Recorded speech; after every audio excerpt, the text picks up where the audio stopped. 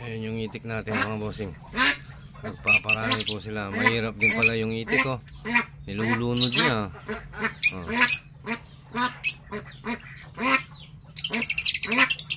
Nilulunod niya sa tubig. Bagay yung mga itik pag tubig po talaga.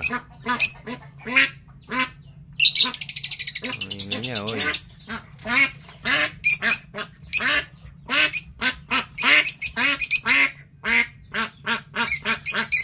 Naalis na po sa tubig.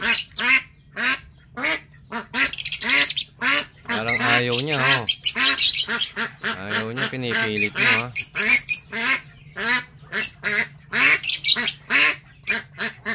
Dati po wala naman po tayong barako sa mga itik natin. Ngayon meron na isa.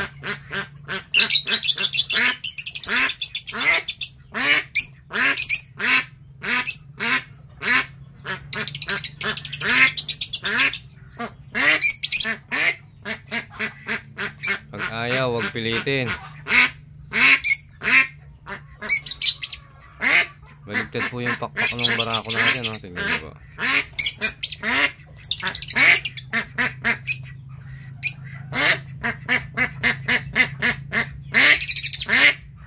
Ang hirap ng itik oh, mga boss.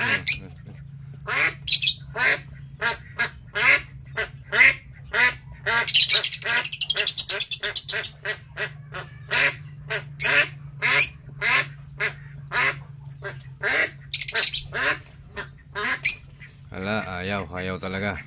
Pag ayaw, huwag pilitin.